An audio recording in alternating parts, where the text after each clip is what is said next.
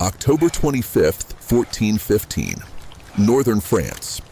The dawn breaks over a landscape that looks more like a graveyard than a battlefield. A cold, relentless rain has been falling for days, turning the freshly plowed fields of the Somme region into a treacherous, knee-deep sea of gray mud. On one side of this narrow corridor of land, tucked between two dark patches of woodland, stands a desperate, starving, and exhausted English army. They are miles from home, deep in enemy territory, and their numbers are dwindling by the hour. On the other side, blocking the road to the safety of the coast, is the concentrated might of the French kingdom. The shimmering steel of thousands of knights, the flower of French nobility, stretches across the horizon. The odds are staggering. By most contemporary accounts, the English are outnumbered at least 5-1. The French leaders, surrounded by silken banners and golden armor, are not just confident, they are practically celebrating. They've already discussed the ransoms they will extract from the captured English lords. They see before them not a formidable military force, but a collection of walking ghosts led by a mad king, Henry V. But King Henry has an ace up his sleeve that the French, in their aristocratic arrogance, have failed to respect. He doesn't just have knights, he has 5,000 archers drawn from the rugged backwoods of Wales and the villages of England. These are men who have spent their entire lives, from the age of 7, pulling bows of yew that require over 100 pounds of force just to draw. Today, the legendary age of the invincible armored knight is about to meet its brutal end. Today, the mud of Agincourt will swallow the pride of an empire. To understand why this battle happened, we have to look at the sheer audacity of Henry V's campaign. It was intended to be a chevauchée, a swift, devastating raid designed to burn French lands, provoke a response, and prove that Henry was the rightful king of France. But the campaign went wrong almost from the start. The siege of the port town of Harfleur took far longer than anticipated, and while the English eventually took the city, the cost was horrific. It wasn't the French swords that killed most of Henry's men, but dysentery. The bloody flux turned a proud invasion force into a fragile line of sick men. By the time Henry decided to abandon the siege and march toward the English-held stronghold of Calais, his army was a shadow of its former self. They were hungry, they were suffering from disease, and they were being shadowed by a French force that was growing larger every day as reinforcements poured in from across the kingdom. The French High Command, led by Constable Charles d'Albret and the Marshal Boucicaut, had a simple but effective plan: trap the English. They knew Henry had to reach Calais to survive the winter. By positioning their massive army at a narrow gap between the woods of Agincourt and Tramecourt, they forced Henry into a death box. There was no way around, no way to flank, and no way to retreat. For the French, this was supposed to be the ultimate stage to showcase their chivalric superiority. But looking closer at the tactical geography of this specific field, it was a catastrophe in the making. The field was barely 900 yards wide. For an army of 25,000 to 30,000 men, this was a claustrophobic nightmare. They had too many men for the space provided, and the recent plowing of the soil meant that the rain had created a trap of liquefying clay that would act like quicksand for anyone in heavy plate armor. Now, we must pause and dissect the primary weapon of this conflict, the English longbow. This was not the simple hunting bow used in other parts of Europe. This was a weapon of war, typically carved from a single piece of yew, standing nearly 6 feet tall. To use a longbow effectively required immense physical strength. Skeletal remains of archers from this era often showed distorted left arms and thickened collarbones from the sheer repetitive stress of the draw. An expert archer could fire 10 to 12 aimed shots every 60 seconds. With 5,000 archers on the field, we are talking about a storm of iron, nearly 1,000 arrows every single second raining down on the French lines.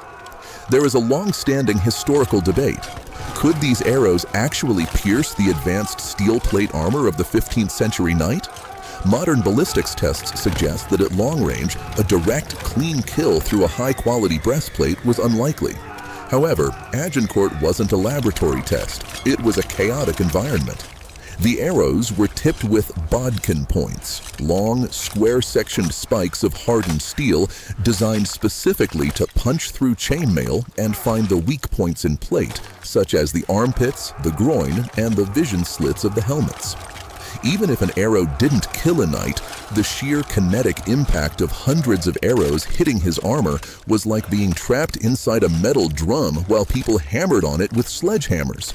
It caused disorientation, panic, and a desperate need to keep the head down, which severely limited visibility. As the morning of October 25th wore on, a tense standoff took place.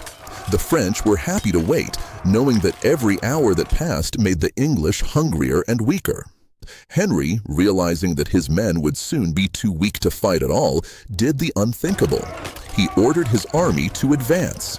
He moved his entire line forward within 250 yards of the French, well within the lethal killing zone of the longbow. His archers carried with them sharpened wooden stakes, which they hammered into the soft ground at an angle. This created a makeshift, jagged fence that would stop any horse attempting a direct frontal charge. The French, seeing this peasant army dare to move toward them, were incensed. Their sense of honor and social superiority was insulted. Without a unified command, the French heavy cavalry on the wings launched a premature charge. This was the moment the battle was decided. As the massive war horses surged forward, they immediately realized the horror of the terrain. The mud wasn't just wet, it was deep and suction light. The horses struggled to lift their hooves, their momentum dying before they even reached the English lines. And then the sky went black. The English archers loosed their first volleys. Thousands of arrows hissed through the air, creating a sound that chroniclers described as the wings of demons. The cavalry horses, vulnerable in the chest and legs, became easy targets. Wounded horses reared up, threw their noble riders into the mud, and bolted backward, disrupting their own advancing infantry. The French first line of infantry, seeing the cavalry fail, pushed forward anyway. But the bottleneck of the field created a terrifying physical phenomenon known as a human crush. As thousands of men in heavy armor pushed from the back, those in the front were shoved into the English stakes and the deep mud. Men were packed so tightly they couldn't even lift their arms to swing their swords. Many knights who fell were not defeated by English blades alone, but by the weight and pressure of their own comrades stumbling over them. Once trapped in the mud, escape became almost impossible. It was at this moment that Henry ordered his archers to drop their bows. These men, who were largely unarmored and wearing light leather or cloth, drew their secondary weapons, short swords, hatchets, and heavy lead hammers used for driving stakes. They were light on their feet, able to move across the mud, while the French knights were literally anchored in place by their 60-pound suits of steel. The archers waded into the melee with ruthless efficiency. They didn't need to be masters of the art of the sword. They simply exploited the chaos, targeting fallen or trapped knights who could no longer defend themselves. The shining elite of France were being defeated by the very peasants they had mocked only hours before. The scale of the disaster was absolute. By the time the sun began to set over the valley, the field was covered with the fallen. It is estimated that nearly 6,000 Frenchmen lay dead. This included the Constable of France, 3 dukes, 5 counts, and over 90 barons. An entire generation of French military leadership had been wiped out in a single afternoon. In contrast, English losses were incredibly light.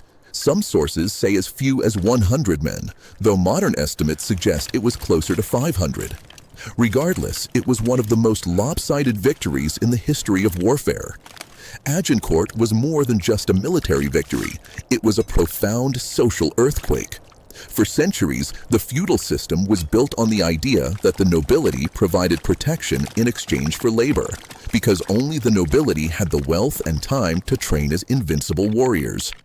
Agincourt proved that a commoner with a piece of wood and years of practice could destroy the most expensive military unit on earth. The wound to the French kingdom was both physical and psychological. It broke the myth of chivalry and forced a total reimagining of how wars would be fought in the future. As we look back at this field today, we see the ultimate lesson of Agincourt. Arrogance is the greatest enemy of any great power. The French didn't lose because they lacked courage. They lost because they refused to adapt. They fought a 14th century battle against a 15th century weapon. They allowed their social pride to dictate their tactics, and they paid for it with the blood of their nation. The longbow had shattered the pride of chivalry, and the mud of Agincourt had buried an era.